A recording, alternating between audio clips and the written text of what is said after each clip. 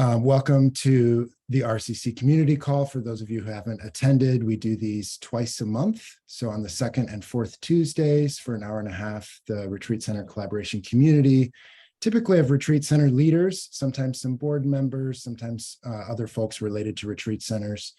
And we talk about current issues and things that we're facing, opportunities, challenges. And it's a great way to kind of build peer support, build trust, and hopefully work towards possible collaboration. Sometimes the collaboration is really obvious, and sometimes it's not clear how our challenges are connected and what we can do together. So that's always on the back of my mind as we're participating is, what are ways that we can sort of meet this together or strengthen each other's work? And that's a big part of our conversation today, is figuring out what different folks are doing around access to retreat centers. And sometimes that involves making a space that's more accessible because it's financially accessible. And sometimes it requires looking at our culture, looking at the way that we hold space in so many other capacities. And today specifically, we'll be talking about Black, Indigenous, and people of color who historically have not had as much access to retreat centers, and how can we look at retreat centers differently to understand what changes need to happen for that to grow. I'm honored to have so many folks over the past few weeks who have offered to join our community calls. There's like a voluntary, will you get up in front of the group and share what you're working on? And people are up for it. So I appreciate that. Sometimes our community calls are very conversational, and it's just you and me and whoever shows up. But sometimes we have some folks that I've reached out to in advance. We have several folks here who are going to speak from their own experience. I wanted to start by inviting Arlene to speak from our gathering earlier this summer. The Retreat Center collaboration came together in May at Kirkridge Retreat and Study Center in Pennsylvania for a small retreat, maybe 20, 22 people. And we had some great conversations. Some of those involved some breakout conversations where we gathered in small groups around topics. And Arlene had a question that motivated one of those groups. I was not in the group, but it sounded like there was a lot of energy over there. So I kind of migrated there by the end of the conversation. So I asked Arlene if she could kind of pose that question to us again, and if we could kind of keep talking about it. So Arlene Peterson. Hello, everybody. My name is Arlene Peterson. Hi, familiar faces, lovely faces here on the screen. I am with the Poor Handmaids of Jesus Christ, who are Order of Sisters, and my dog decides that he wants to be in the conversation today, so I'm going to apologize. But we also have a conference and retreat center called Lennonwood Conference and Retreat Center. The retreat center has been here for a little bit over 35 years. Is it too distracting with the dog? Because okay, thanks. I'm so sorry. Has been with the Poor Handmaids as a part of their ministry for a little bit over 35 years. We have about 102 rooms. We can we have 64 rooms, I'm sorry. We can house up to about 100 or so folks in a separate building outside of the mother house that we have here on campus. Now, I am the first African-American executive hired by the Poor Handmaids of Jesus Christ in this area at the mother house. And so under the work that I do here, the retreat center is a part of my role and responsibilities. There's a director of the retreat center. His name is Paul Mock. He does really the day-to-day, but I kind of am the strategy and helping him to align and kind of keep things moving forward in the retreat center world that we have here. And the question that came during the session was, how are people really truly engaging BIPOC individuals to participate in retreat, to come on retreat, to think about retreat in a way that has been this, to me, I always say it's been this hidden gem of how to rest, how to create meaning and purpose, and just step back from some of the chaos of the world and to be able to kind of readjust. And they have long been places that many BIPOC individuals have not participated in or didn't know about. I can honestly say my first time ever coming to the retreat center was 5 years ago when I was hired by the organization. And so I was like, oh, they do these retreats. I was like, it's like a hotel. No, it's not like a hotel. It's something totally different. And then there's this aspect of women religious that I work with. Silence is a very golden piece of how they do things. And many African-American retreats that I have been a part of, silence is absolutely the last thing I think as a part of what goes on. So this is really an opportunity and a time for everyone to be invited into this space to talk about some of the things that maybe your retreat center is thinking about, maybe would like to try, or maybe really struggling. And so one of the things that we actually tried as a retreat center, we created what we call we have a Gift of the Spirit Scholarship. It allows people to come on retreat, participate in retreats at either a low to no cost kind of opportunity. But we really had little to no participation from the BIPOC community. So we did a lot of outreach to Black churches, to Black sororities and fraternities, and just trying to bring people to the space. But we struggle because we have a culture that is very much rooted in kind of a Catholic religious nun. And most people don't see it as a place that they feel comfortable or that they see themselves. We attempted to do one small retreat with a homeless day center program, but we had to go and pick the ladies up and bring the ladies here so that they could be a part of the retreat experience. I have been trying since May to hold a BIPOC related retreat, or we even tried a woman diversity retreat here on site. We had 2 people register after advertising for about 3 months. Again, part of it is the culture and where we're located. We're in Plymouth, Indiana. Even think about Indiana is a very red state and a very much not so much a welcoming state to the BIPOC community. And so it really becomes a struggle. Again, out of the community that I live in, I probably, and there are 2 other Black people that I see on a daily basis. That's it. And I've been in this area for 2 years. And there are 3 Black people, which 2 of them, the other 2 Black people work here at the organization. So that's how I see, someone of color. But there is a huge Hispanic population in the community. And we have yet to figure out how to outreach and to engage and bring them into this space. So the questions are, how do you attract? How do you do programming? How do you keep the engagement? And truly, what are some of your challenges? And so I'll end with this last story. I'm currently planning for a BIPOC women's retreat in October. We had it scheduled in May, didn't get anybody registered, so we moved it to October.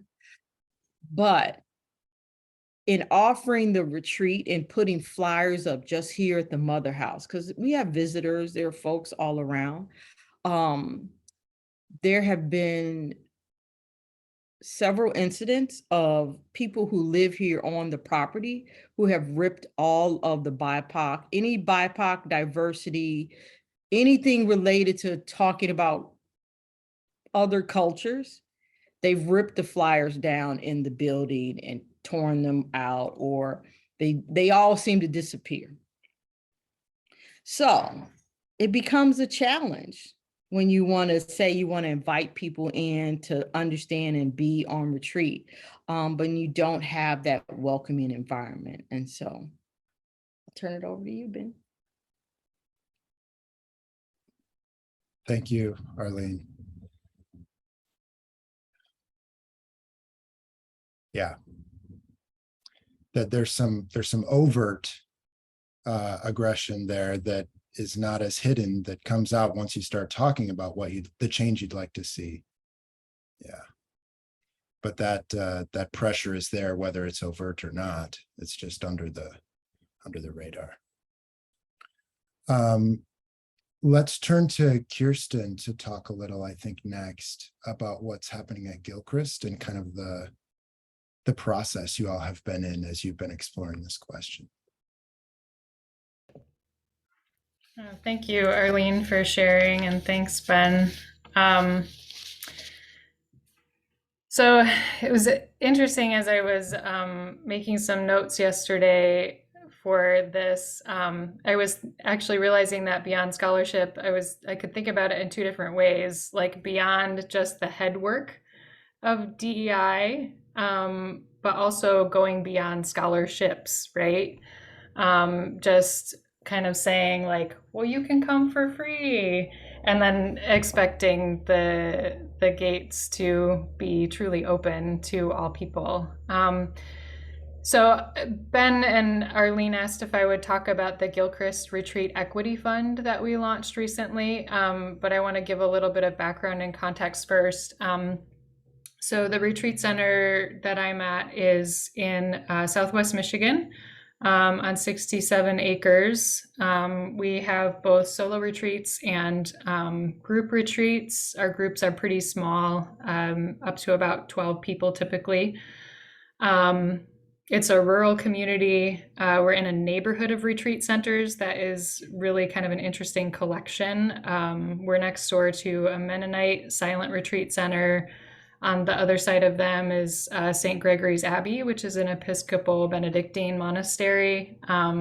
There's a Jungian community here that offers retreats, and then other different kinds of cultural camps. It's a diverse, in a certain sense, collection of contemplative communities, but not a lot of Black and Brown people coming to any of these places. So when I became the head caretaker at Gilchrist in 2014, what I inherited, and to be honest, perpetuated for a while and still do to some degree, was this sort of implicit all are welcome posture. We welcome anyone. We don't discriminate on the basis of race, religion. We have always had a pay what you can policy. So we have a suggested rate for overnights, and even for our group retreats. But if there's ever a financial need or somebody wants to barter, we're very open to that. And I think I would say for me personally, as part of my engagement with the Retreat Center collaboration over the past few years, was really motivated to ask more specific questions about whether that was enough, and who still couldn't see themselves at Gilchrist and why. Backtracking a little bit further though, we have been doing some work here to make sure isn't the right term, to increase the number of people who can see themselves reflected here when they do come to Gilchrist. Because I think I've been aware since the beginning that we have a demographic that's largely white middle-aged women.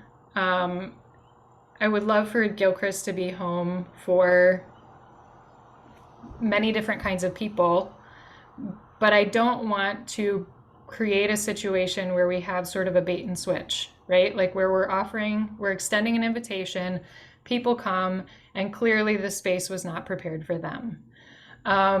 So a couple of those efforts that have been going on for a while, we made some major renovations to our main building in 2017 because it was nominally wheelchair accessible, but it didn't have an accessible bathroom on the main floor, which is where most of our gatherings take place.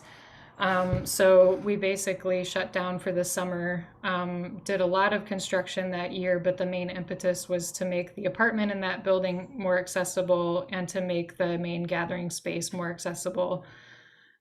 We've also been doing a lot of work on our library. We had sort of a haphazard collection that was mostly white Christian authors that we had inherited from one household, basically, and then had kind of been just added to over the years as people felt something was interesting.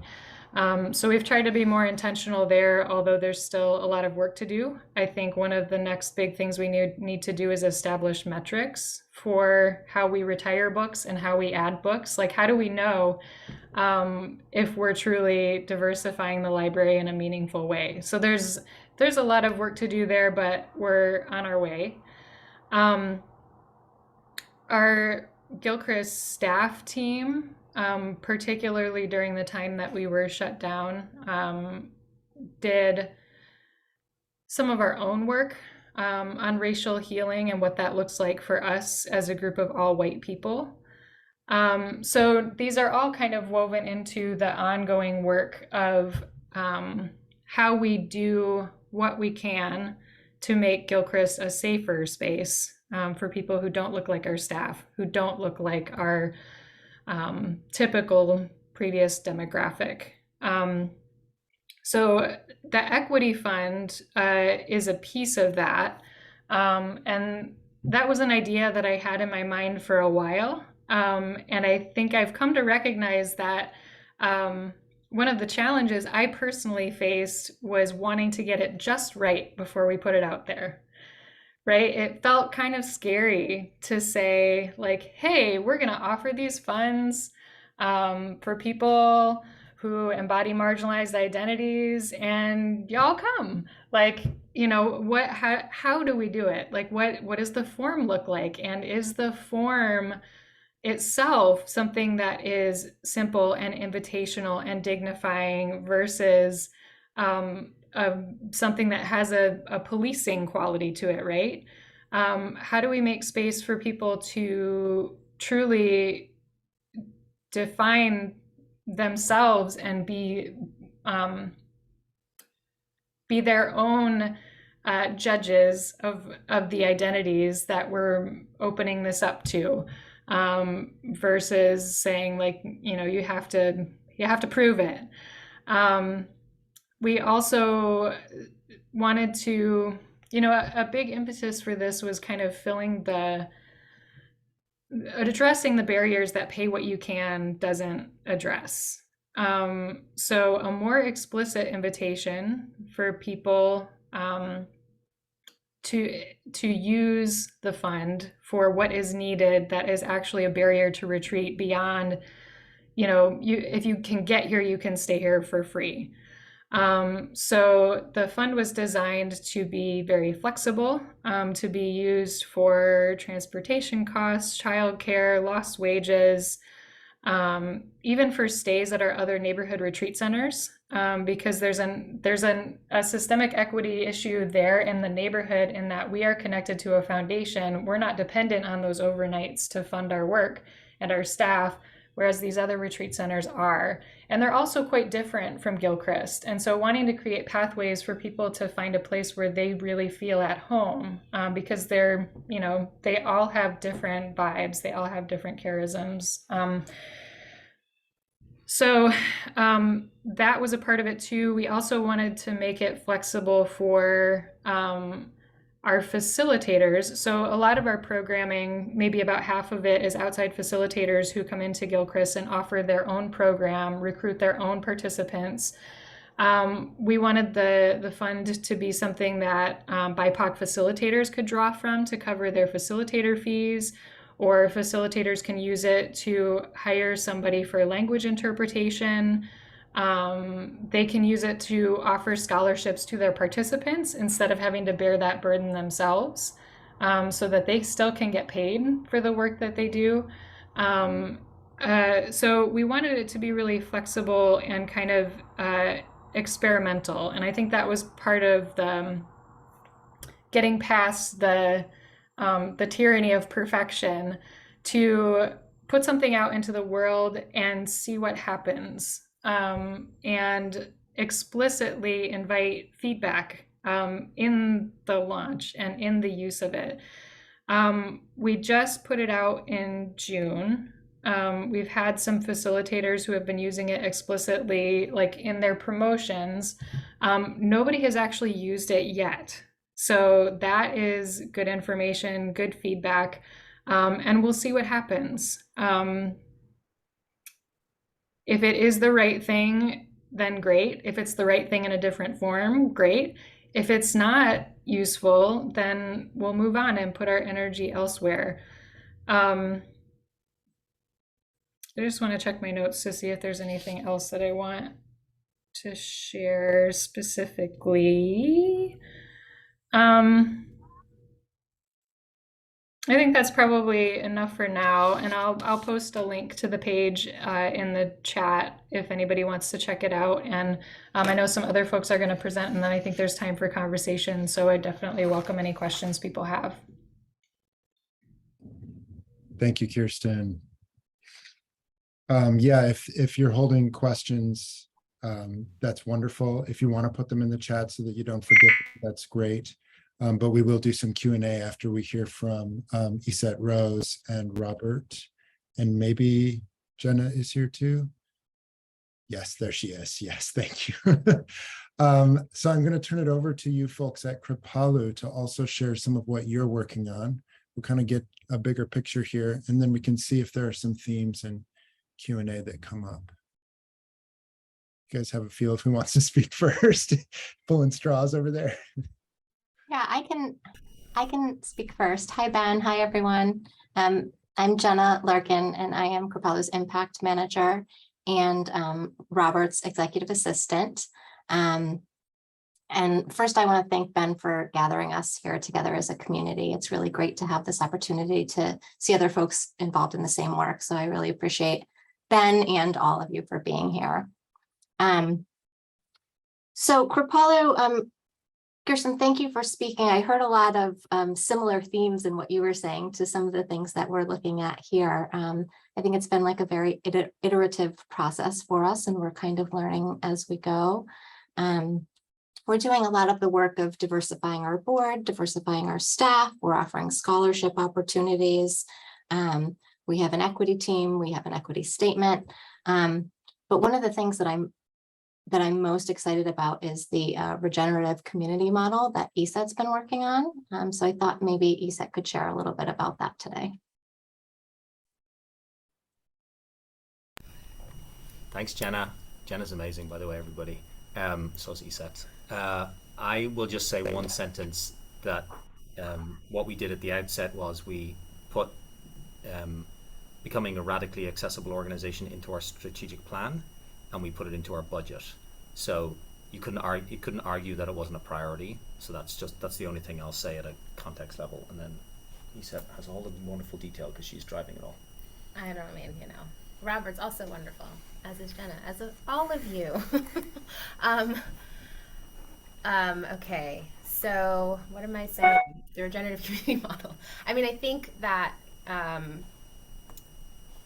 I've just been reflecting as everyone's been speaking and just thinking about some of my previous nonprofit work, specifically in Africa, actually, and how I saw certain organizations approach certain things, and NGOs approach certain things, and where you kind of go in with an idea of how to fix something in a community that you know nothing about, and how you can create harm in that community, versus orgs that would go in and partner with leaders in the community and ask them what they needed and how to best support them and uplift them and not displace any of the support that they were getting from the government, et cetera, right? And so that was just coming up for me a lot in this conversation of just, I think that sometimes we're like, oh, this works amazing and it should be accessible for everyone. And I think that we're also living in a world where it's good, but it's trendy to be having this conversation. I'm a woman of color, so I've grown up in predominantly white spaces my entire life. So I'm super happy that this conversation is happening. I didn't know that it would happen in my lifetime, quite frankly. I didn't think to expect it. However, I think that for me, what's coming clear, so we've done a bunch of initiatives, and I'm really proud of the work Kripalu is doing, really from the inside out culturally, because it's you got to do the work at home first, to create the environment and all the things that everyone's spoken to actually then be a place that can actually say it's a place for like radical belonging. You know, we've brought activists in residence in. So we started that last fall and found a way to kind of play with some of how we're accounting for things to like create like a really like bare minimum cost in a way to the org so we could serve more people, which I don't know, we might have like fudged too much there, but like it was good to pilot and see how we could do more with what we had. And what one of the insights that came forward was like having, you know, 1 or 2 folks of color in the space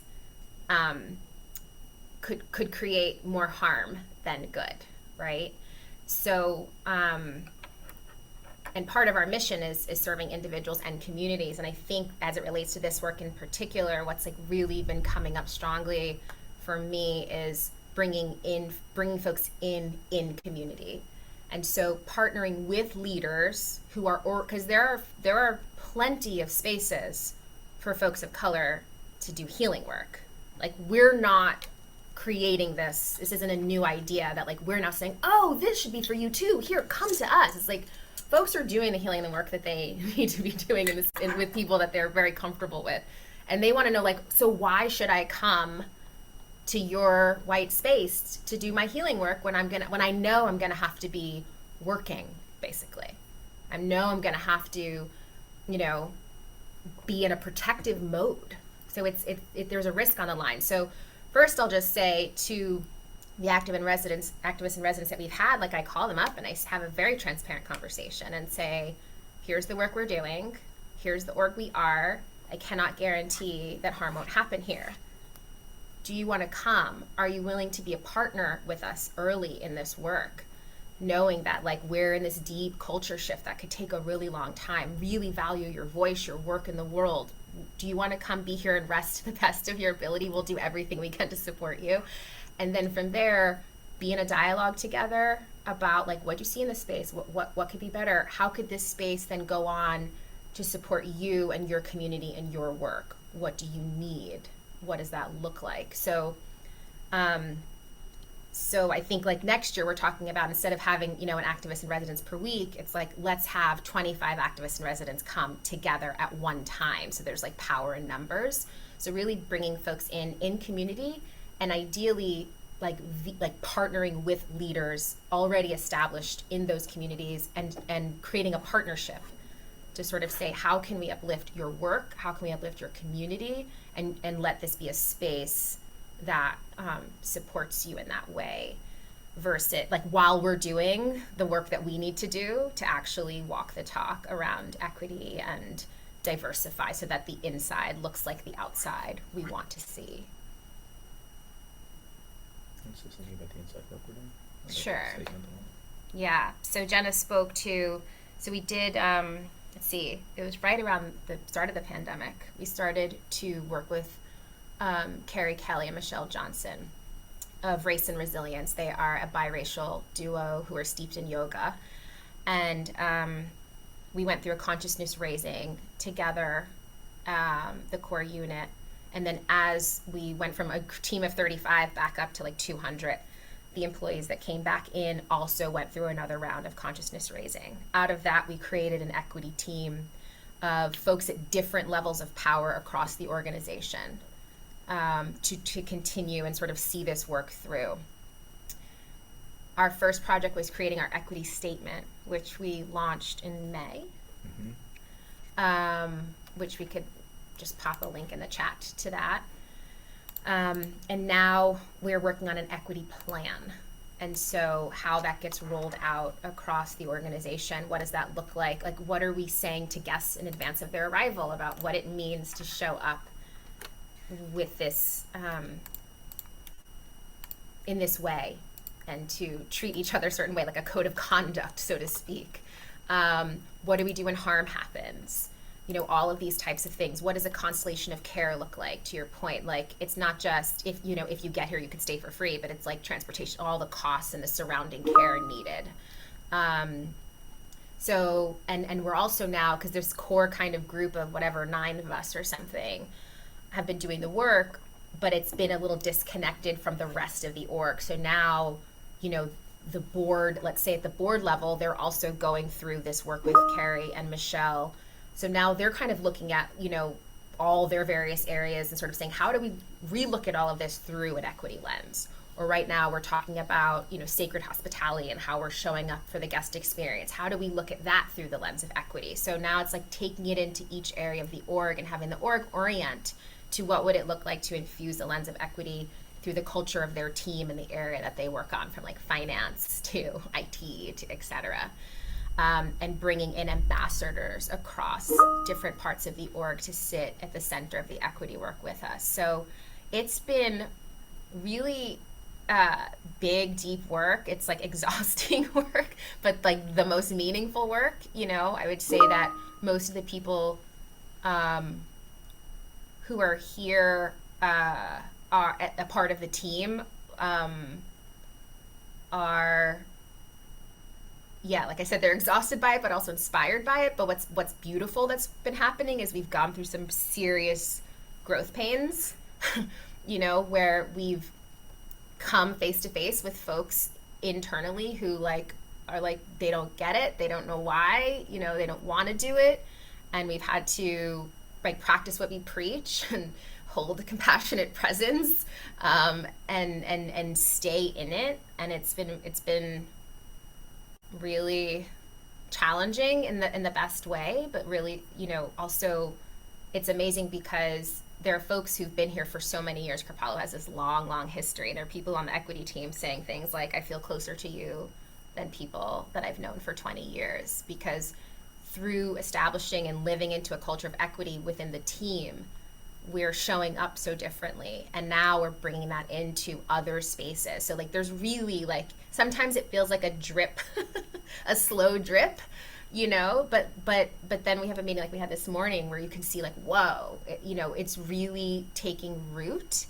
And so a lot of patience, a lot of grit, a lot of hope and love and compassion and ability to like hold the truth of what we know is so, and what, you know, what we got to do basically to walk the talk and get to where we want to be and need to be.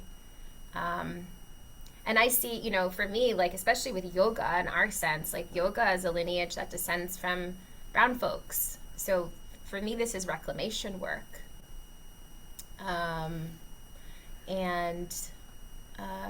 Yeah, it's good news.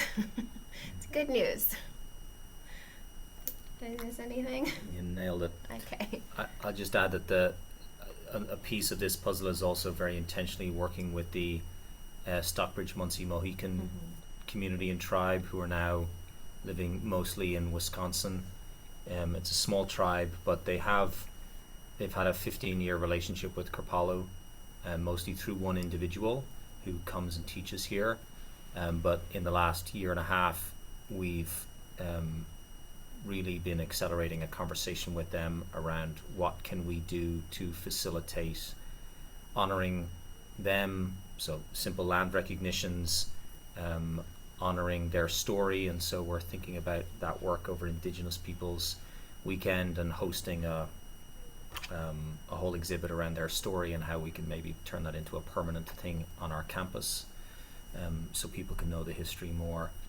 But then also we've extended an invitation to anybody in their, any member of their tribe, that they can basically come here and worship and pray and be on their ancestral lands, and that's going to be just completely funded by Kripalu and our community and our funders. And what we're trying to do is work with a lot of the other major institutions here, going to seed a conversation to see what would a collective act of reparations look like for the Stockbridge Munsee Mohicans in this area, because we could sort of do it ourselves, but we think maybe there's a bigger gain if we can do it with 10 of the major cultural institutions in this area, which there are big ones with big resources and big influence. I think that's plenty from us. I think so. Thank you. Thank you, Jenna and Iset Rose and Robert. There are a lot more voices on the call here, but I want to lift up one more speaker. So if you have questions, like I said, and you want to pop them in the chat, go for it. If you feel like you're going to lose it, let's make sure we catch those questions. But I wanted to invite Suzanne from the ARC retreat community in Minnesota to share a little about their work in this area too. A third story as we're going around. Hello, Suzanne. Hi, Ben. Thank you. And to all of you, I will try to speak up. I am on the tail end of COVID. So I'm honored to be here and glad that it's not in person so that I can be. ARC is in Stanchfield, Minnesota, where the diversity rate is 1% Indigenous. It is in a county where the numbers aren't much better. We are on 88.9 acres, we call it 90, of forest and wetland. It is Indigenous land. The plains, prairie, mound building, and now it is the Anishinaabe.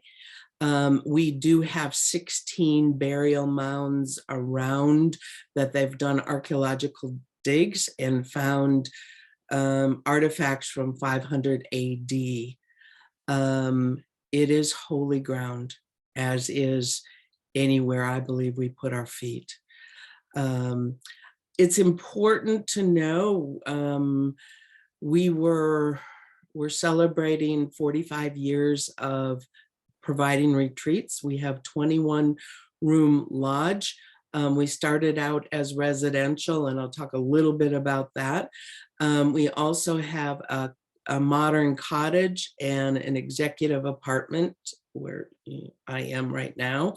And we have a primitive hermitage, which means you have electricity, but you don't have running water, but you have your very own outhouse and lugaloo. What's important to know also, I believe, is our vision and mission, because as a nonprofit, we've been a nonprofit, although our vision caster is still alive. She just turned 93 and is excited about the work that we're doing. But from the beginning, our vision has been to envision a world, a transformed world in which all people embrace and cultivate the spiritual nature of life through healthy, loving relationships with self, others, planet Earth, and the divine. So in the context of seeing a world where people are all about spiritual life, and that's done through relationship, that's the context in which we sit. And we feel our mission, which has not changed much in 45 years, is to serve individuals and groups seeking time apart for rest and spiritual renewal. ARC embraces people in their full diversity, including faith, traditions, and spiritual beliefs. It was founded in the spirit of Christian ecumenicalism and is an interspiritual retreat community today.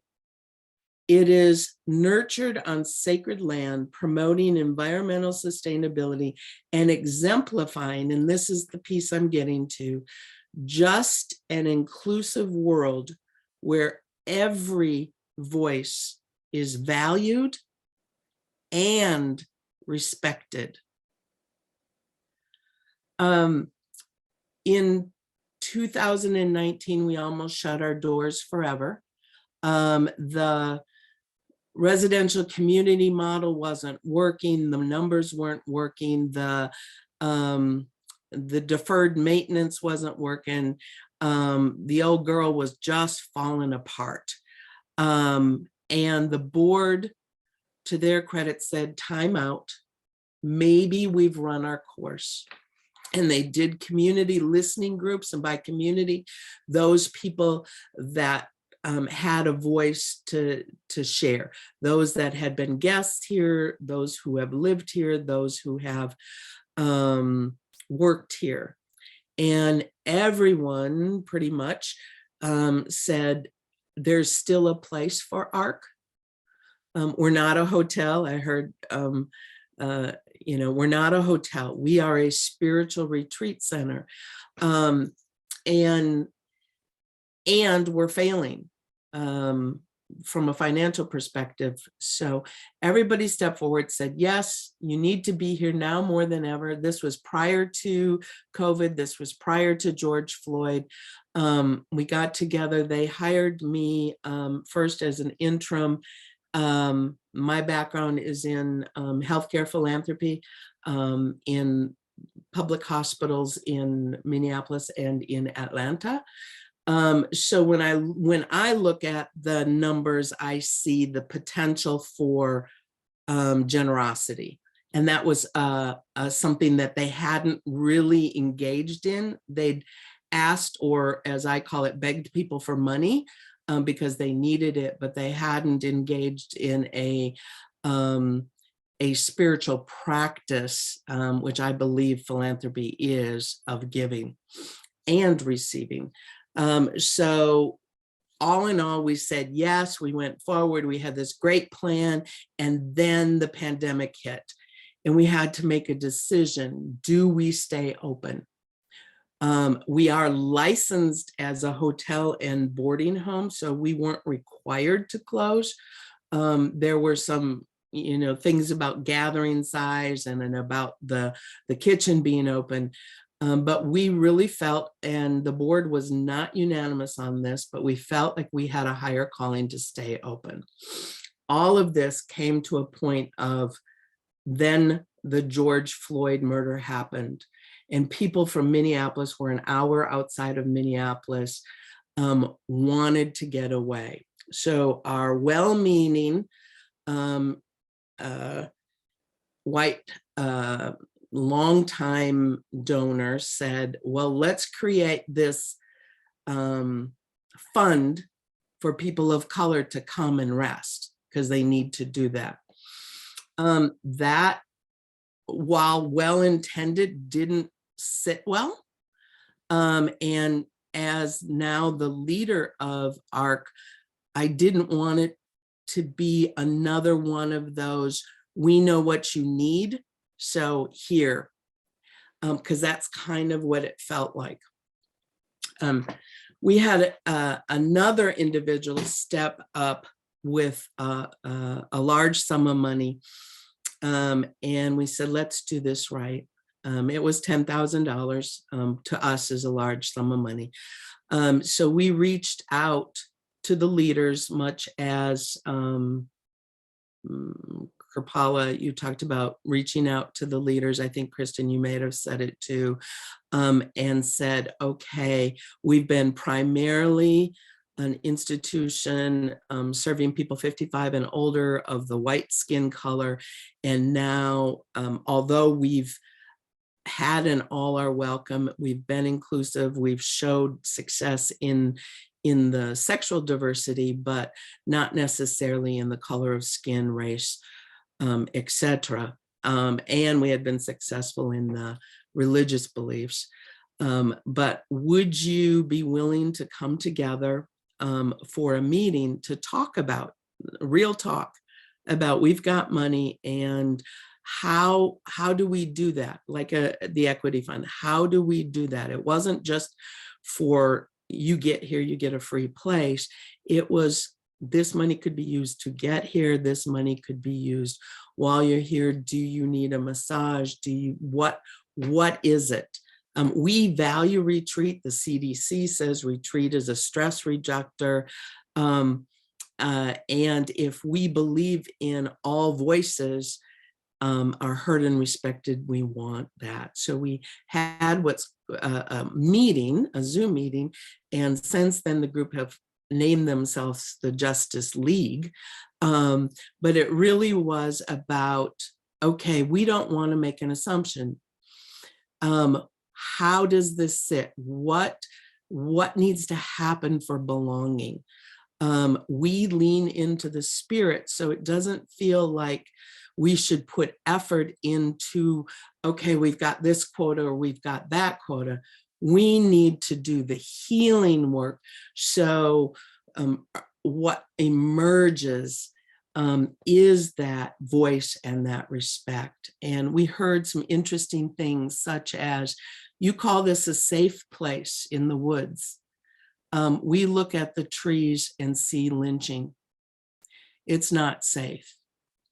You call it a safe place, and we drive by flags of former presidents and we don't feel safe. And so then the conversation could be, okay, what needs to happen to have some belonging? We had individuals come and say, somebody mentioned it earlier, silence is not contemplative for us. You know, silence, silence, silence. No, we've been silenced enough. And I remember one woman from outside of the US came in and she said, there needs to be noise. And she went into our chapel and she started pounding on the piano and moving the chairs around. And she said, for me to belong, I have to be free to express. And it was such a joyous occasion. The flags came out. There was some praise and worship with liturgical flags, and it was beautiful. And to be honest, it had been built on a Catholic model of monastery, monastical retreat. The other thing was, there was clearly a difference between those who considered themselves enslaved in the US and those who considered themselves immigrant from a different country in more recent years. So all the nuances that came up in this meeting, and again, respecting the various voices, including those of the white color who maybe have some very strong beliefs, ripping down the flyers. That would definitely happen in our community. And just a quick story, one of our older volunteers came running upstairs to me one day, just in a panic, and my heart drops, and she said, they're listening to a speech downstairs. And I said, all voices are welcome. She said, but why would they be here? And I said, because they believe in retreat. And I said, our mission is that voices are valued and respected. She said, I can't get behind that. And it was an interesting point of, this had nothing to do with race. It had to do political views. But it brought to the forefront of respecting voices is hard work. And there's some personal healing that needs to be done. So fast forward, we just got through a racial healing initiative. Victoria Santos was here, and Lauren, and we had 13 people of brown, various shades of brown and black color, 7 of the white color, and some very, very deep and interesting conversations. What I can tell you is, yes, we've intentionally, from the beginning, said all are welcome. But we're starting to activate that from a spiritual perspective as well. Unfortunately, our founder, Ruth Halverson, couldn't be present at the retreat, but in tears, she had said to me, I've wanted this from the beginning, and now it's happening. We have a volunteer and a staff person who gave up their homes, one in DC and one in Florida, to be at ARC, both of them of color. We have individuals on our volunteer list, on our board, that are coming that are not just of the white color. Our age demographic since COVID has changed to average age about 35, 40. Our 1 to 2% people of color, and this is just a visual, we don't ask people to identify, but we have as much as 20 to 40%, both individuals who identify as descendants of enslaved people from America, as well as those who have come from different countries or currently are affiliated. So we ask, what is different?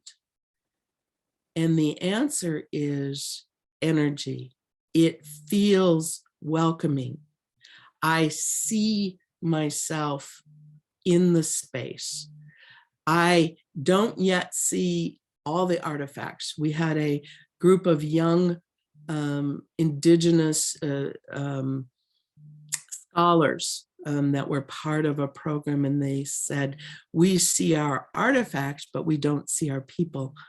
And we had a conversation about the shared land with the Hollow Horn Bear community, who they didn't see, but we have the monthly Anipe and various Lakota ceremonies here.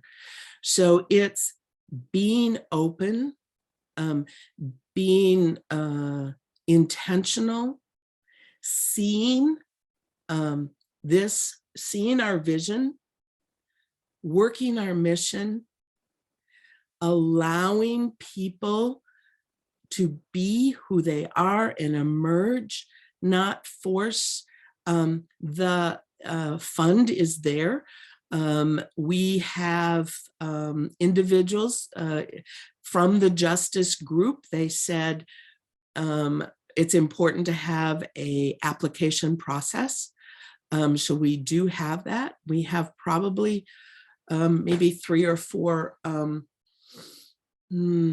no, I would say 1 to 2 people a month that are inquiring and using.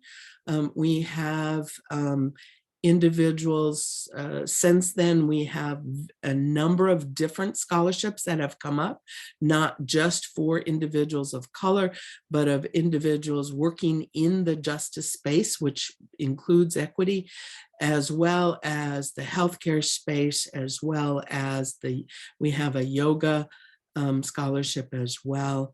And we've opened ourselves up to be who we intend to be. And that is a place that values the spiritual nature, and that through relationships, there is a connection with ourselves, and that healing, connection with each other, and connection with divine, however it is defined. It is hard work. There are things we learn every day, not only white predominant culture, things that we've said and done that are horrendous, that there needs to be reparations. I've heard of that. There needs to be reclamation. But being in that place of, we're here, we want to be in partnership, and we want to go beyond the binary and live in a space where there is healing for all. And I think I spoke enough. Thank you. Thank you, Suzanne. I know we have a lot of folks who have spoken in a row there, and there are a lot of folks who have been on the call and haven't had a chance to chime in. So I appreciate everyone who's shared so far. And I want to lift up some of those questions that we might be sitting with that we can share with folks who have spoken.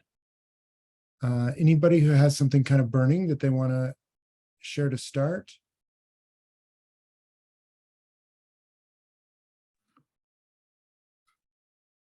Cheryl, do you have a question?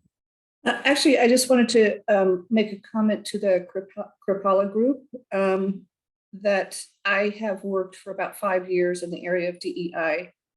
And one of the things that I learned very clearly was that I, as a white person, cannot figure out what works for other people. And the Kripalu group has really done an outstanding job of making that commitment to inquire from the authentic direction about what works for people and what doesn't work for people, and how to make changes both to your environment and to your culture and programs all inclusive based on their input instead of what we think ought to be happening. So I just want to really commend them for their commitment and their work. And I hope they share with the rest of us on anything that they're willing to share with.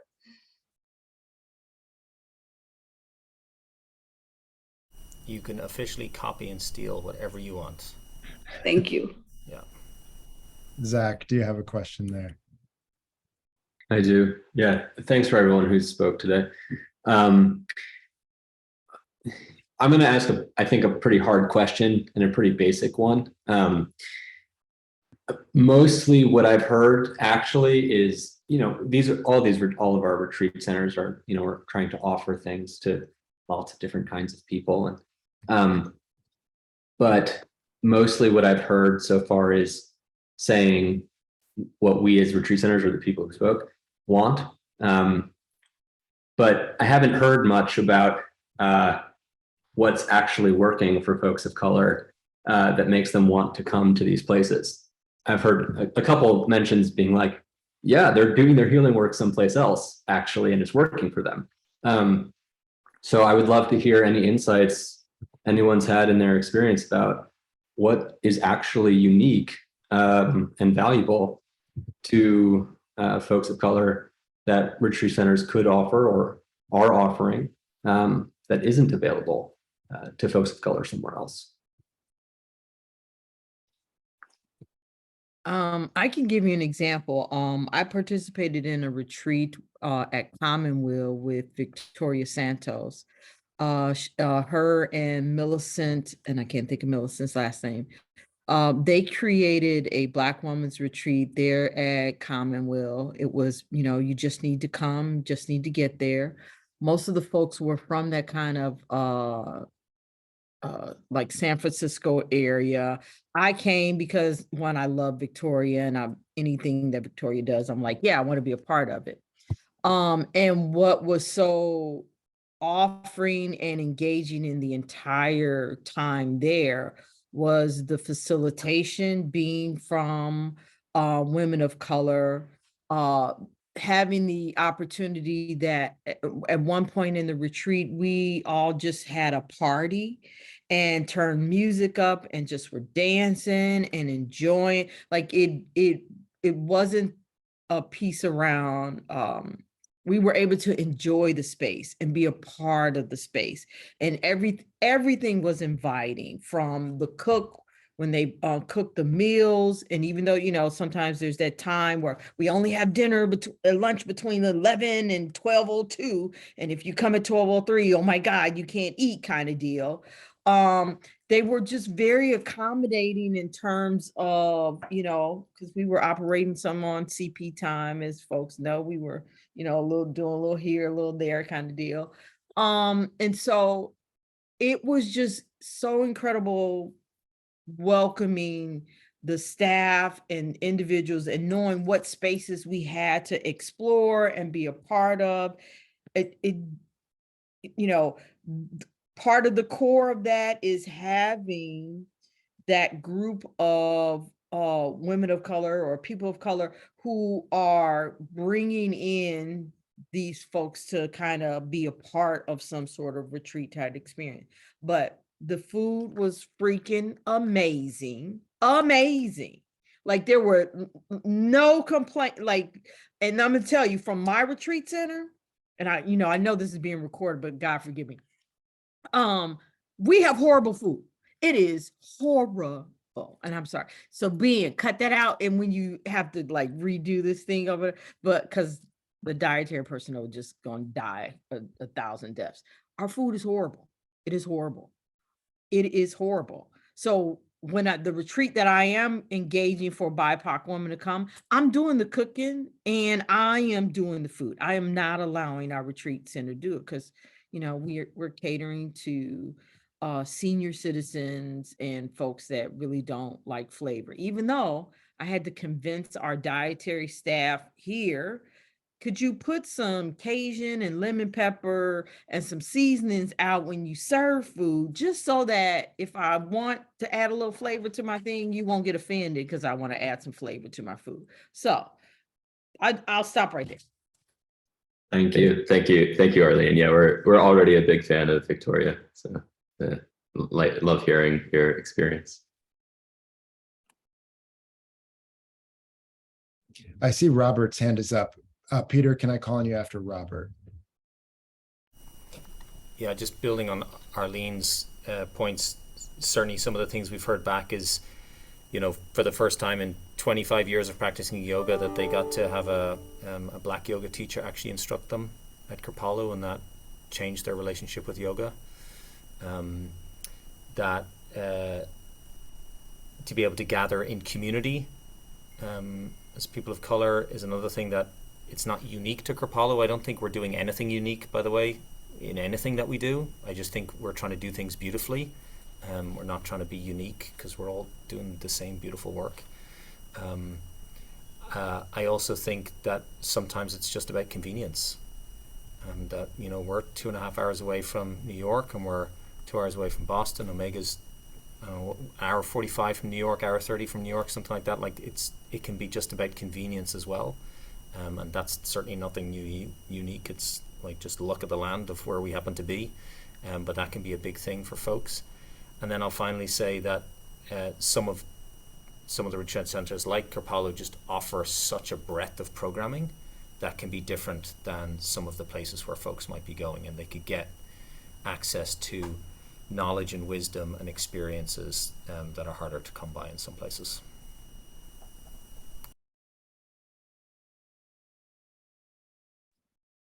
Yeah, Peter.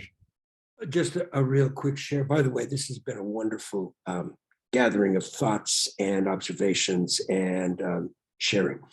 I want to thank Jining, who's on the call. She is the person behind Project Soul. And there was a partnership 1.5 years or something ago between Project Soul and the Holistic Centers Network to distribute a few grants, 9 grants to 9 different retreat centers around the country. Those grants were distributed, not a lot, $1,500. It's not a lot of money.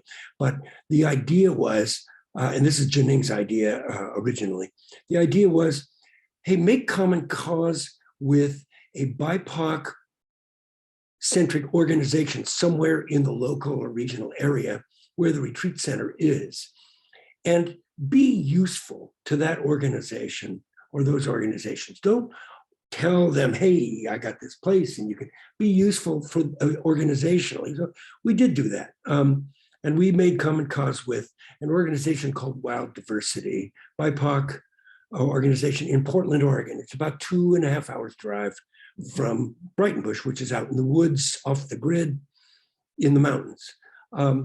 And so we had the first annual last September of last year, first annual BIPOC Wellness Weekend. And BIPOC only, we just said, the campus is yours. Whether you bring 5 people or 50 people or 150 people, the campus is yours. We will serve you and you decide what happens here.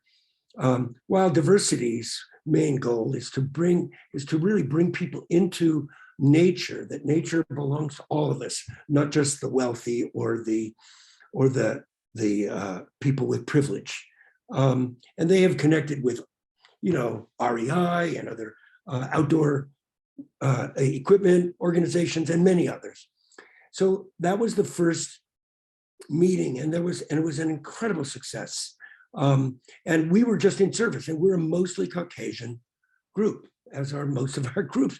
It's just culturally, it's not meant to be that way. It just has happened that way. That's the people who are choosing to come and live here and work here. But that was such a success that next month, in just a few weeks, we're having the second annual all BIPOC weekend. And it's a thing, and we're fundraising around it. And those folks come, and they're bringing the people who are working in the neighborhoods inside of Portland, Oregon, supporting people in those neighborhoods. And many of those neighborhoods are economically challenged. And there's been redlining in the Portland neighborhoods, as there has been in virtually every city in the United States. But by reaching to an organization that then reaches to other organizations and supports people to come here, and we were able to, it's the first time that I think we've bridged that trust gap that was very well pointed out a couple of comments ago. We're in service to an organization that's doing these things. And it was an extraordinary event last year, and it's already shaping up to be an extraordinary event this year. And it's BIPOC only, and this place is in service to their mission, vision, and it's a wonderful thing. So that has worked for us, and I wanted to publicly say thank you to Jining, who's on this call. Check. Jining had something she wanted to say about Peter's comment, and then Marlene, I see your hand is up, so we can go to Marlene after Jining. Yeah, I just wanted a braid to start. Thank you, Peter. It's not to Peter's comment, but thank you. And some of you are dear friends and know me from my previous incarnation as a staff member of the Occidental Arts and Ecology Center, which a retreat center is one of their offerings as an ecology and education learning center. I recently took their signature course, the Permaculture Design Certification Program, and how they work in teaching that course is through a project base where they connect with a local CBO, community-based organization, who's looking at land and how to be both in relationship with that land, but also design it. So I got to learn about another beautiful Latin group out here in my local community called La Plaza, who is a Latin organization serving their community in healing and regenerative space. And also through that course, because their project designs have been out in the community, we got to do some work on a land that has actually been land back or rematriated to the Culture Conservancy bought some land out here in Grayton. And there was something about, the reason I wanted to braid those two together was Redbird, who calls himself an earth keeper, not a facilities, and he doesn't want to be a steward. He had a really interesting definition for what a steward is, but calling himself an earth keeper was really explicit to the predominantly white group of permaculture students that showed up that day and made a circle of 30 and said, we tell anybody who comes to our space that this is a space for BIPOC folks. This is a space for them to heal and to rest. And he was so explicit about that, and that to tell folks, you know, don't be offended if you get tapped on the shoulder and someone saying, hey, that's inappropriate. And I think, you know, in honoring what we don't know what we don't know, but then in having the courage to step into the fearful space of oops and ouch is to then learn and be in community. And so I think for me now, having left working at a retreat center, but now working in the community, looking at retreat centers, I know for me, I'm very specific about who I bring my groups to, that they feel safe and that they can, because, and I just experienced this myself, again, now on the other side of the table, how much tracking I do for my peeps to just make sure, like, are they okay?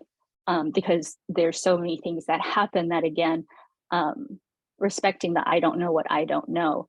We just got to get out of there and start making those oops and ouches with people we trust and having these conversations so that we can learn what does the Latin community want. I'm working with another Latin group and realizing in Jedi circles that I've held for predominantly white spaces and also people who do this work, it's a no-brainer that everyone shares. In this group, because of the marginalization and because of the harm, they actually need the permission to pass. And they need the time to come into their courage to actually speak up. And they're doing that now after 4 or 6 months of working with them to show up and to feel safe enough to do that. So I just wanted to share these stories sort of on the other side, and we won't know unless we engage. So I echo that. Thank you, Janine. Marlene, did you want to share next?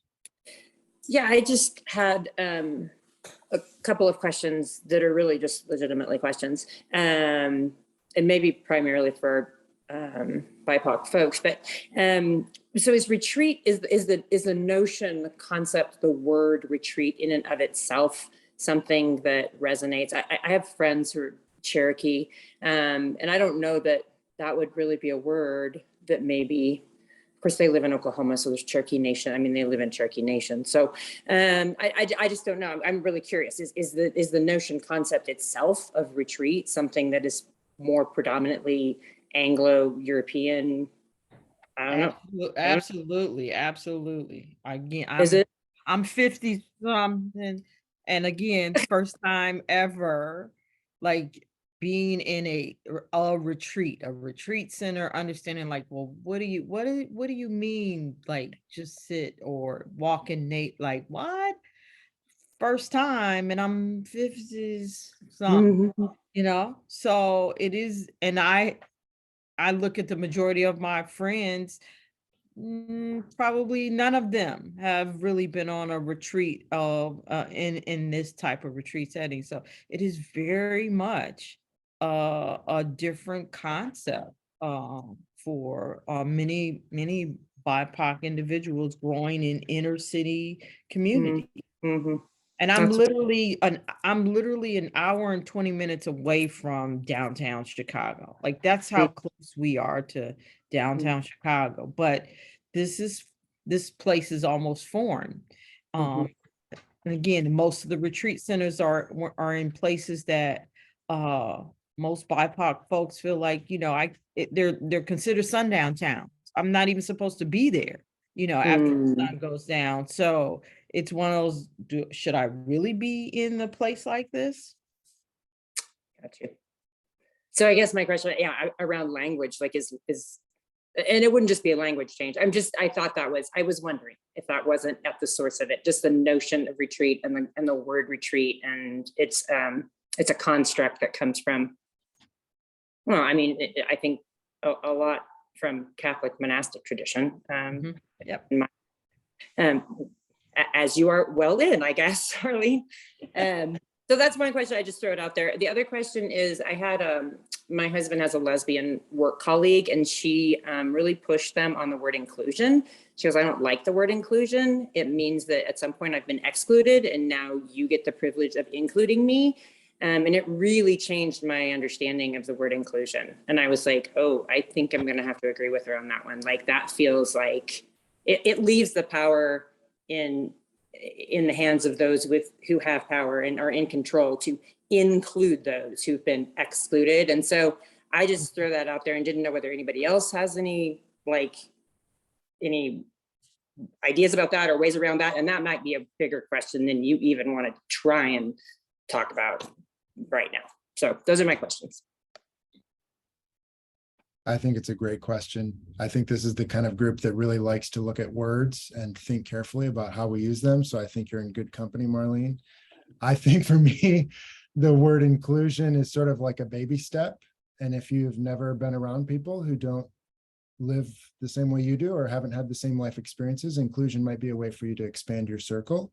So I don't want to knock it outright. But yeah, I think in order to get to something like equity or past equity to something like justice, or maybe even past justice to something like healing, there's a long way to go from just including some folks.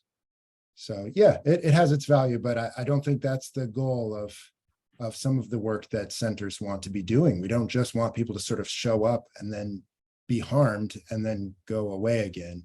You know, we really want something that's bigger than inclusion. And I think it's a great conversation to start having. What does this word mean? Who's holding the power? I think those are great questions. Sarah, yeah, do you have a comment? Yeah, I'd just like to build on, it's really great to be in this conversation and to hear different perspectives and experiences. And I wanted to just underline the theme that I feel like has been weaving throughout, which is about building relationships and doing that over time. Because I think for us at Omega, that's one of the areas we've really been applying ourselves to just keep building relationships. And, you know, as has already been mentioned in terms of, you know, engaging with BIPOC leaders or organizations or communities or folks just in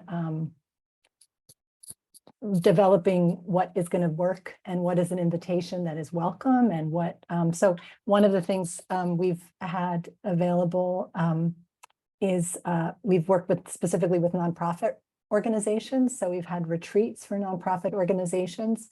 And that's a program we've had for over a dozen years. And that's helped us build relationships over time with lots of different organizations, centering BIPOC communities, and also LGBTQIA communities, and both regionally in our particular region.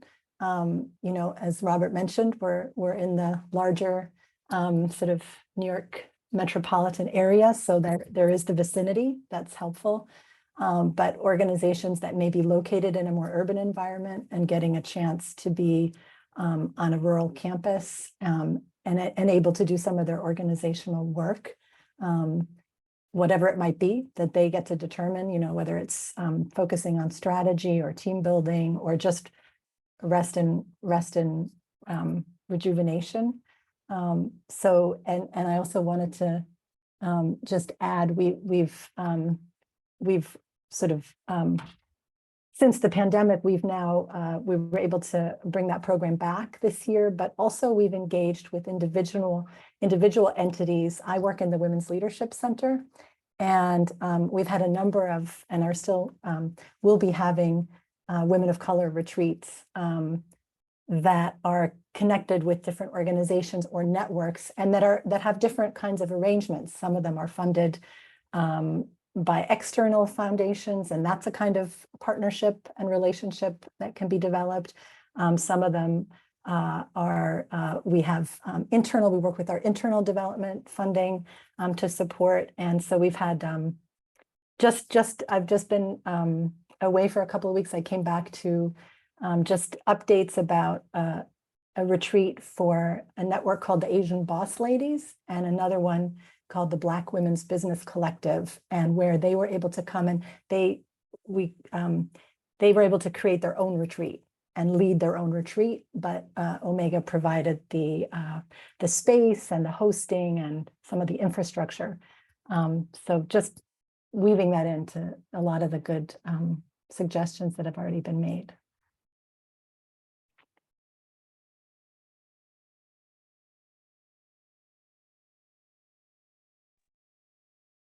Other folks have questions or comments? Any questions for peers who have shared already? I love the connections that we're making about themes, relationship being one.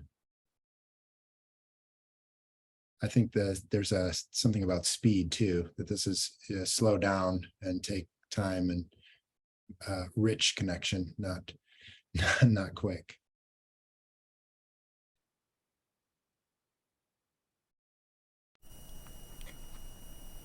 Ben, I'll just jump in on 2 points. That tension of slowing down and at the same time creating incredible urgency around this, because the reality is that people are dying in this country because this work is not happening, has not happened, and we're sort of holding those two things. Is that it's like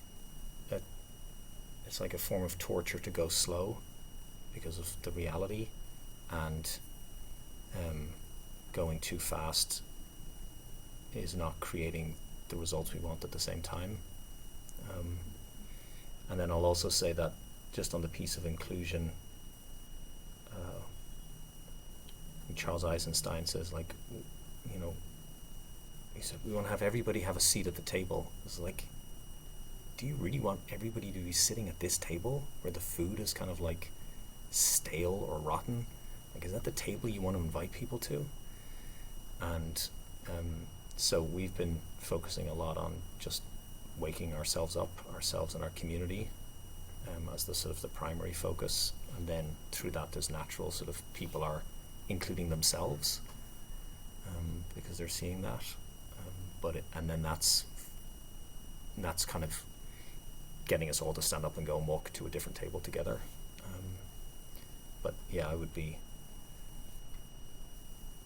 want to be inviting a whole lot of people to the unconscious Kripalu, which is alive and well, unfortunately.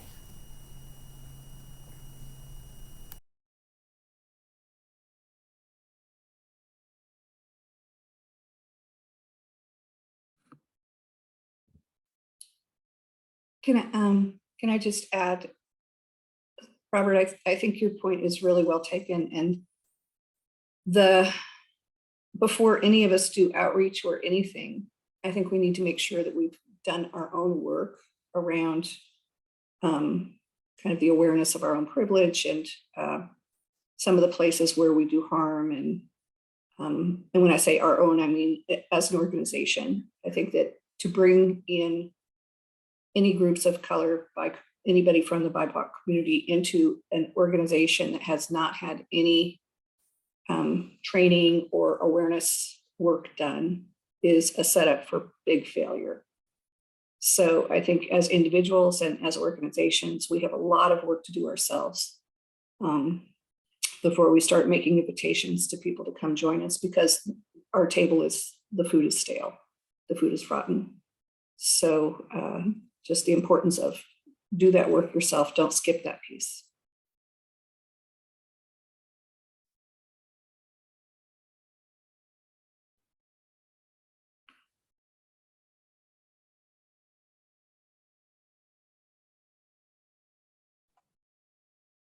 So Ben, you knew I was going to have to say something.